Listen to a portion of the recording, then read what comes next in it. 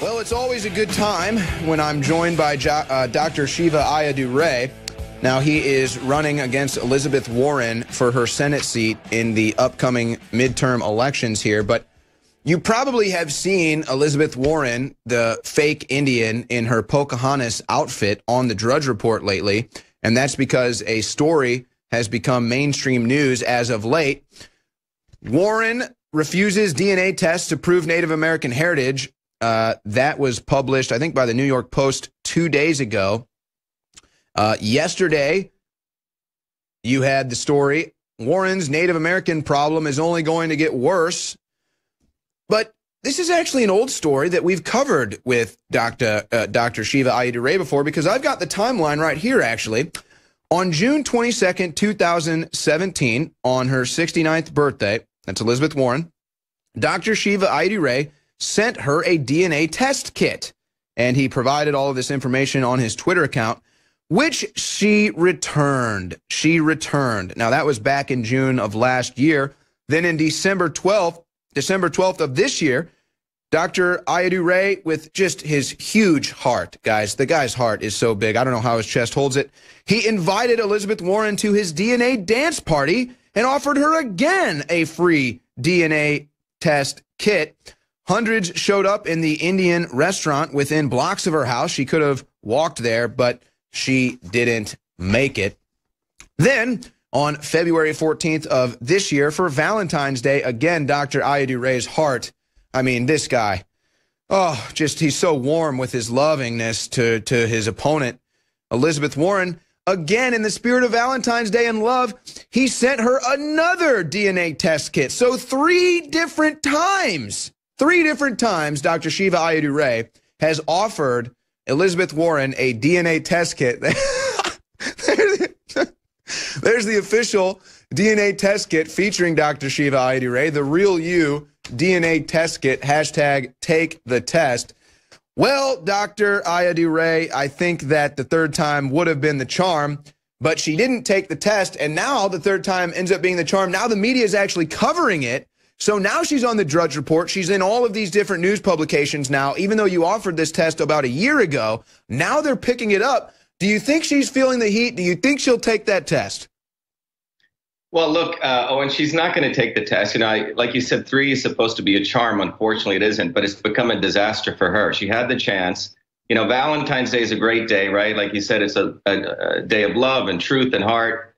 And I gave her the opportunity to do that, and she didn't. Now, she's in a very unfortunate situation because one of the liberal newspapers, the Berkshire Eagle and the Globe, by the way, none of them want to give me credit for it because, oh, my God, if they give me credit, it's going to let everyone know that the real Indian is here. So yeah, they can't even let people know you exist, even though this is 100% your story. It's completely my story. We're the ones who created. And by the way, InfoWars is the one who carried the story first. No, I remember you contacted me, and I was so thrilled that you wanted to give us this exclusive. You were like, Owen, we're going to challenge Elizabeth Warren to have a DNA test. And you were like, I'm going to send her the kit and everything. And I was all pumped. I was like, yes. And then, of course, nobody wanted to cover it until now. Yeah, you guys covered it. We put it out there. Then Fox News came, then Stuart Varney, then Jesse Waters, and now the liberal media. But that's how innovation is. You know, innovators, pioneers always have a bunch of arrows in their back. Owen, and I know this from the whole inventing email, and inventing this new technology that models a human cell on the computer. You know, we did a lot of stuff in AI for the White House. So innovators always lead, and then the followers follow. Now, what's interesting is even some of the quote-unquote establishment media, which started covering this, always leads with the other fake Trumpers, the fake establishment rhinos. Now they're making commentary on, in fact, Dirty Deal, who didn't want to say anything, now is starting to use the word fake Indian. So it's amazing, Owen. So we feel like we're the ones who are leading it. They're very, very afraid of us. And the fact that they don't want to cover and give us credit even gives more fuel to our campaign. So it's very, very exciting. But we're the ones who did this. And now you see it nearly in every paper, not only nationally, but internationally. But the DNA test was brought to you by Shiva for Senate and first put out there by InfoWars, which always tells the truth. And so I'm really, really proud to always work with you guys because you guys tell the truth. I'm really proud of what we did, and we were consistent in hammering this, or relentless in hammering this. And I think it's a very, very important part because Elizabeth Warren claimed, if you remember, she tweeted out that she believes in science when it comes to climate change. I don't know if you remember that. Well, you don't believe in science. Science is something that exists independent of belief. That's why they call it science. It's not based on some religious belief. And what's fascinating here is we have technology now that can easily go through someone's genome, understand the alleles, and determine someone's heritage. And she's unwilling to take it, in spite of me sending it, gift wrap the first time, calling her to the party, as you said, and also then doing it on Valentine's Day. The other part here is Elizabeth Warren and the establishment believes in fake science. That's what's interesting, Owen. You know, they support Monsanto, right, which clearly has destroyed the soil of this country. They don't want to talk about Harvard academics and universities who actually make up data. So that's what I find fascinating. They use science like religion as they need to. And that's why I think we need more people who are engineers, scientists, in Congress, in the Senate, because people deserve the truth. You and I deserve, and every working person really deserves a life that they need. And that can only come through rational people, not looking at it from the left or the right, but looking at it as things as they are. Yeah, more people with the doctor in front of their name would be nice as well. And in fact, most of the doctors that are in Congress are on the Republican side. That's just a fact. But that, you know, it's just amazing to me because, you know, I mean, this is why we're here. I mean, this is why you came to InfoWars, because you know that I would promote this story. You knew that I would want to get this out there and make this a news story. It's just amazing because Shiva is on the front lines and he's got all of these creative ideas that he's done for his campaign. And if people would just pay attention to what he's doing, they could use those same tactics in their campaigns. And it might take, of course, it took a year for the media to realize that it was a great idea to get Elizabeth Warren to take the DNA test. Shiva thought of that a year ago. The recent stories about Elizabeth Warren refusing a DNA test, well, those are old stories because Shiva challenged Elizabeth Warren to that test last June, and then again in December, and then again on Valentine's Day, and then she's refused it 3 times, and then now they pick it up. There's the dance party that they planned there. So it's just amazing to me that the party of identity politics, I mean, right? I mean, they take it so seriously, your identity, right? I mean, if you're a Native American or if you're from India, you know, you're in that special group of people that they put into that group and it's classified there and that's where you'll stay. And these are our identity politics. And we put everybody in a little box. And then Elizabeth Warren lies about her identity. And then it's just okay. I mean, she totally ruins the sanctity of their identity politics and they just don't care. Yeah, what's interesting, by the way, here's the DNA test kit. I don't know if you can see it here. This is what we sent her. Was that the one she returned? Yeah, that's the one that she returned. Hey, you know what? Maybe there's some DNA on that box. You know, that's a good point. That's a good point. It went back to Amazon, so we have to chase down Jeff Bezos. And a couple of things. You know, we have this Patriots on Patriots Day. I sent this to you guys. It's a very interesting thing. A group of young people is organizing a big rally on Patriots Day, and I'll be the featured speaker. So if anyone is around, they should come to it.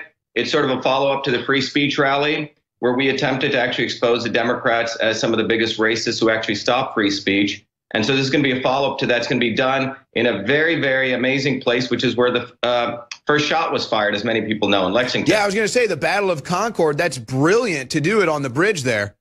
Yeah, so that's where we're going to be doing it. I'll be speaking there, so everyone should come. But I think the fundamental point that I really want to emphasize here, Owen, is that ultimately it's truth that matters, and that's what our campaign is about. You know, we've been hitting very hard on only a real Indian can defeat the fake Indian. And that message is broadly hitting across. In fact, across Massachusetts now, people have opened up their homes, and we're doing what's called a Real Indian Tea Party or the Real Indian Chai Party. We're bringing together people of all different backgrounds, and in intimate settings, we're openly discussing politics. You don't agree with me? Come on, let's have some tea or chai, as we say in India. Chai, as you know, is a mixture of all different herbs and spices. So we're encouraging everyone to come together. So unlike doing it in some, bogus town hall meeting that Elizabeth Warren does, we're doing it in people's homes, and you're going to see that being videotaped. We're going to carry it live. Twice a month, though, and in my own home, I'm going to invite people. Elizabeth Warren, if you read a lot of the press, she's very afraid of people coming into her home. I'm completely open. We're going to do fireside chats, open chats at my home. I hope anyone listening, you'll see that we'll have a limited setting, but if you apply, you can come on in. But that's the kind of stuff we're going to do, and we're going to have discussions with people, bring up real issues. You know, what is Monsanto doing? How do you create real jobs? We need more vote tech schools. We're going to talk about the need for term limits. We're going to talk about voter IDs and any other issues people want to talk about openly. You know, people want to talk about the invention of email. We'll talk about it. People want to talk about anything that I've done or they like me to do. We're going to do it. And that's what representative democracy is supposed to be.